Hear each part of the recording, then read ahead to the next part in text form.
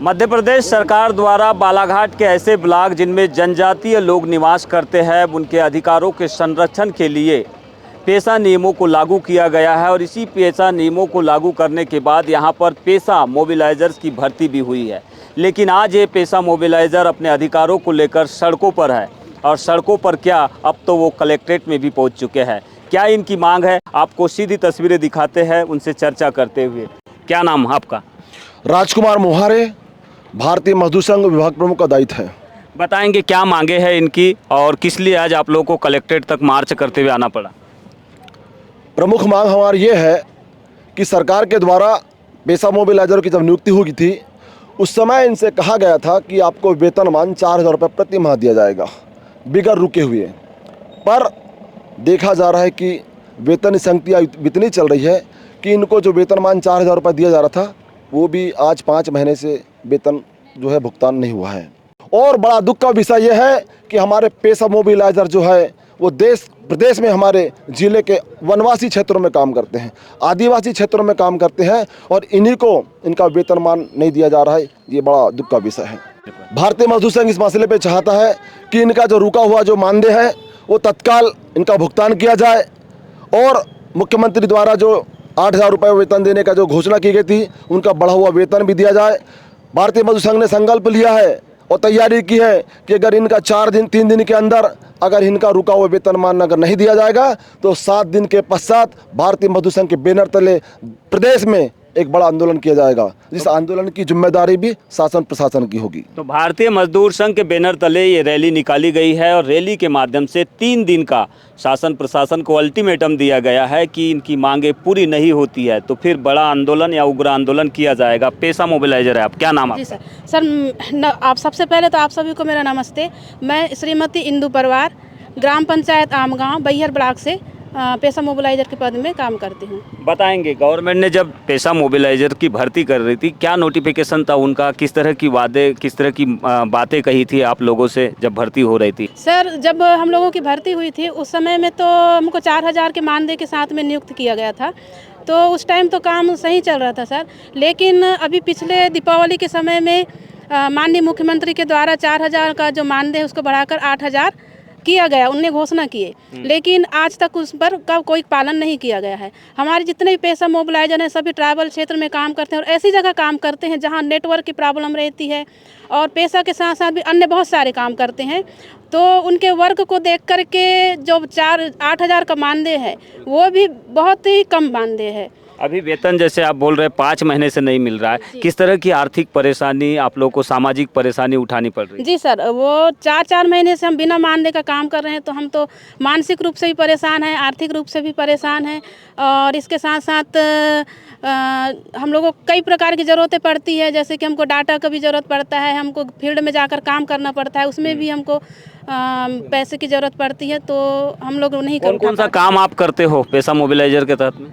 हमारा तो मुख्य काम सर पेशा को ही लेकर के है, जैसे कि ग्राम सभा को सशक्त करना, उसमें जब भी ग्राम सभाएं होती हैं तो उसमें अधिक से अधिक मतलब कोरम की पूर्ति करवाना और जो भी शासन की जो भी योजना है उनको ज़मीनी स्तर तक लोगों तक पहुंचाना। इसके अलावा हम लोग पंचायत के भी सारे काम करते हैं, जो भी आदेश निर्देश हमको जिला कार्यालय से या फिर जनपद कार्यालय से। बताइए, कभी पेशा के नियमों का प्रशिक्षण हुआ है आप लोगों का? कितनी बार हुआ है? सर 1 बार हुआ है।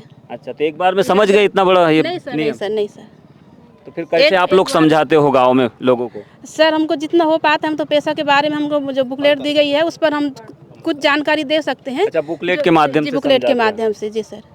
तो ये पेशा मोबिलाइजर है और इनकी नियुक्ति के वक्त सरकार ने 4,000 का मानदेय घोषित किया था, लेकिन बाद में बताया जा रहा है इनके अनुसार कि दीपावली के समय गवर्नमेंट ने 8,000 मानदेय करने की बात कही थी, वादा किया था, लेकिन उस वादे को सरकार ने अभी तक नहीं निभाया है।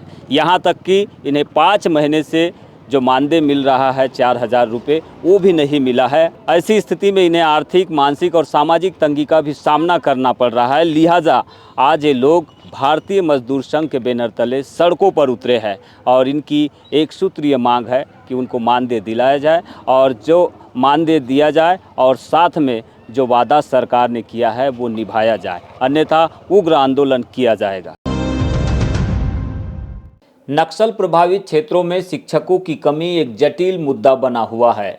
और स्थानांतरण नीति का इस पर हमेशा प्रतिकूल असर भी देखने मिलता है। बावजूद इसके हाल ही के दिनों में तबादला नीति के तहत शासन ने नक्सल प्रभावित गांव झकोरदा और बिलाल कसा में पदस्थ 2 प्राथमिक शिक्षकों का स्थानांतरण कर दिया है। ऐसी स्थिति में अब यहां के दोनों ही स्कूल शिक्षक विहीन हो गए हैं, जहां रेगुलर शिक्षक नहीं होने से बच्चों की शिक्षा बाधित हो रही है। बिलाल कसा के ग्रामीणों ने मुख्यालय पहुंचकर यहां पदस्थ शिक्षक के ट्रांसफर पर रोक लगाने की मांग की है। हमारा शिकायत है सर, जैसे प्राथमिक शाला बिलाल कस्म है ना, 1 से लेकर 8 तक शिक्षा वो क्लास अतिरिक्त हैं, वहाँ से पदस्थ शिक्षक मतलब स्थायी शिक्षक 1 हैं, वहाँ से उसको रिलू किया जा रहा है उधर, तो फिर वहाँ 0 हो रहा है।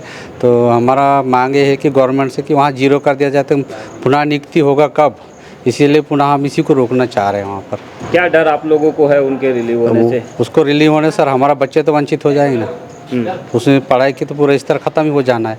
वहाँ तो स्कूल पूरे 0, जो आ रहे हैं अतिथि शिक्षक आएंगे जाएंगे, 11 बजे आएंगे, 3 बजे को निकलने चले जाएंगे लांजी। तो प्राथमिक शाला में कितने बच्चे पढ़ाई करते हैं यहाँ? सर वहाँ 55-56 है सर, मिडिल से लेकर 1 से लेकर 8 तक। अच्छा, एक ही टीचर मतलब जी। मिडिल को भी देख रहा था? जी जी जी, इस तरह से एक ही है। कुछ इसी तरह का हाल नक्सल प्रभावित गांव झकोरदा में भी देखने मिल रहा है। एकमात्र प्राथमिक शिक्षक का स्थानांतरण होने से अब यह स्कूल पूरी तरह से शिक्षक विहीन हो गया है। ग्रामीणों ने कहा है कि तत्काल शिक्षक का स्थानांतरण रोका जाए, क्योंकि स्थानांतरण के बाद अब यहाँ पर भी कोई शिक्षक नहीं होने से बच्चे शिक्षा से दूर हो जाएंगे। जो हमारे बच्चे जो शिक्षा थे सब वंचित हो गए हैं, इसलिए जो पुराने अभी टीचर है वो शिक्षा से कई तो टीचर तो कई आते हैं कई जाते हैं, लेकिन जो अभी है वर्तमान में उससे उनके जैसे नहीं है।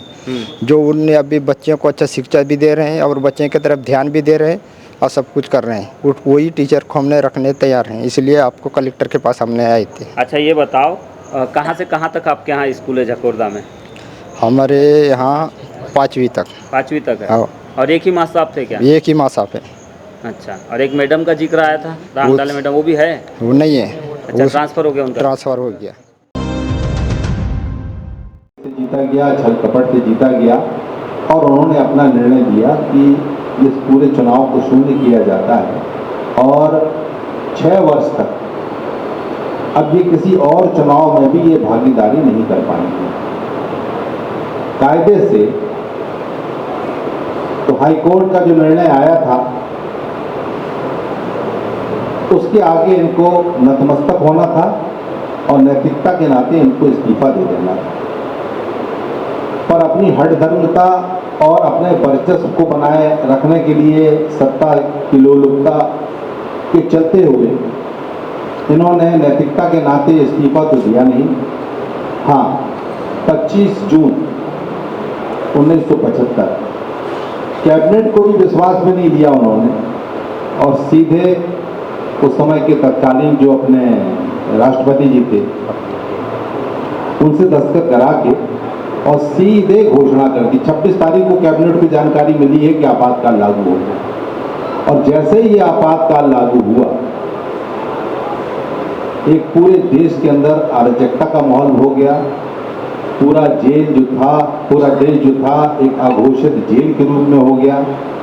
विपक्षी नेताओं को ले जाकर जेल में ठूस दिया गया, प्रेस की आज़ादी समाप्त कर दी गई, वहाँ पुलिस का पहरा लगा दिया गया, उनकी बिजली लाइट काट दी गई। कोई प्रदर्शन नहीं होगा, कोई आंदोलन नहीं होगा, कोई कह नहीं सकता, कोई सुन नहीं सकता।